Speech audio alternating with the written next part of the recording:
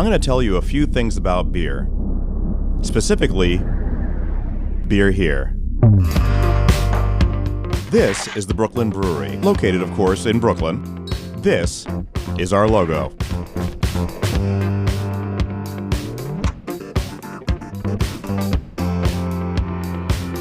Pretty cool, isn't it?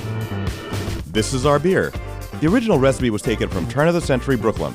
I've since made a few modifications to the recipe myself. I'm the current brewmaster. But hold up.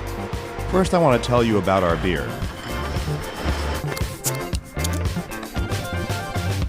Which means I'll need to tell you about Steve. And Milton. And Brooklyn. And our staff, too. Don't worry, I talk fast. In the early 80s, Steve led the romantic life of a foreign correspondent in the Middle East, accompanied by his wife Ellen, and subsequently his two children, Sam and Lily.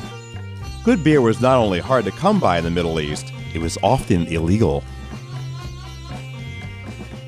So a friend lent Steve this. Perfected techniques on the ebullition of sugar, water, and suitable catalyst to form an acceptable Aramco assimilative and imbibable potion appropriate for consumption.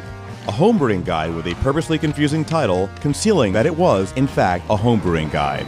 For Steve, things were never the same. I used to get really excited, and sometimes I would drink a little too much beer. Well, after sitting behind Egyptian President Anwar Sadat during his assassination, waking up to mortar fire hitting his hotel, being abducted while accompanying a UN patrol, and finally getting an ultimatum from his wife to accompany her and the kids back to the States or else, Steve packed his things and left for New York. More specifically, Brooklyn. This is what he found. The only beer available in the early 80s was mainstream beer. Steve started to think to himself, how did this happen? Brooklyn used to be a mecca for great European-style beer. In 1898, there were 48 breweries in Brooklyn, clustered around the areas now known as Williamsburg, Greenpoint, and Bushwick. So what happened? Prohibition. Not one of the great European-style breweries survived. In 1976, the last of the breweries in Brooklyn, Schaefer and Rheingold, finally closed their doors. Doesn't taste so good, does it? At the time, Steve was working as an assistant foreign editor at Newsday, and he had a vision of his future. We wanted to bring brewing back to Brooklyn and make a beer that Brooklyn could be proud of. So Steve kept on homebrewing with the help of his neighbor, Tom. Tom was assistant vice president, moving up the ranks at the chemical bank. Tom thought it was a ridiculous idea. Some people will look at the name and they say, Brooklyn beer, what's that? Brewed in the Gowanus water? He had studied the beer industry. He knew the big guys were getting bigger and the little guys were being driven out. Yes, I know because I was a home brewer myself. First time I saw Garrett, I was flabbergasted. He was wearing a cape. It was a 19th century French lieutenant's greatcoat, not a cape. Oh, okay. Potter's a banker, or was, until Hindi convinced him to bring beer back to Brooklyn. These are nice and fresh. So they both quit their jobs and took the first steps to starting their brewery. Steve, being like most journalists, totally unintimidated about approaching anybody for a scoop, approached arguably the best designer in New York City. He says it was hard to see me. I think that's nonsense. When I called his office, this woman, Eva, answered the phone. She wasn't going to let me talk to Milton. I'll see anybody who walks in off the street. Eva was very officious, like a commissar. I think it's part of his mythology. Milton not only designed the iconic logo we use to this day, but he gave Steve and Tom some sound advice as well. I wanted to call it Brooklyn Eagle Beer after the newspaper edited by Walt Whitman. Of course. I said, forget the eagle. Why take a bird when you can have the burrow? Steve listened.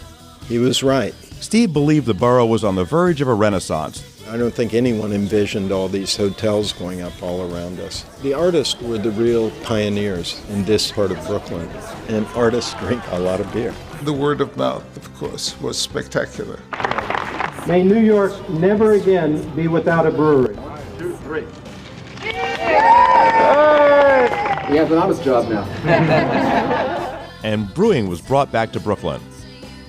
And Steve and Tom chose to do it in Williamsburg. In fact, someone once proclaimed, Steve and Tom helped make Williamsburg hip. I'm not sure Mayor Bloomberg is the guy to be defining hip, but I'm glad he said it.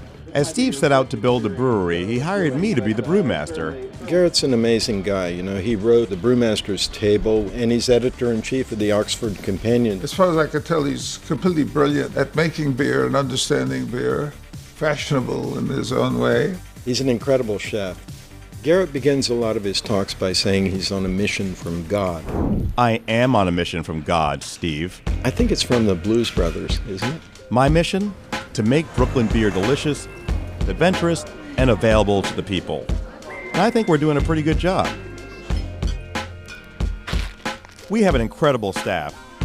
They come from all over the world, and they've brought their unique interests and hobbies into our lives too. I like bird watching. I enjoy fist battles. J'aime jouer au tennis. Death metal, punk. I like fishing. Underground hip hop. Stand-up comedy. Broadway shows and the Muppets. I like my turtles. This right here where I'm standing is where I met my soon-to-be wife. And maybe Brooklyn itself has taken a cue from Grandmaster Milton when it comes to its own self-worth.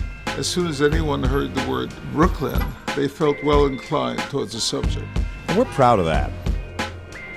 Our beer is served around the world, from Austin to Stockholm to Melbourne to Seoul. And everywhere our beer goes, we go too. And we hang out. And we party.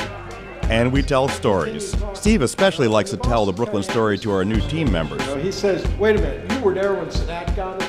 What was that like? But I think the thing we can say we're most proud of is we help bring good beer back to Brooklyn. And as far as our previous billionaire mayor is concerned, Hip? Am I hip? No, my job is to go beyond hip. Shucks. I'm an OG. You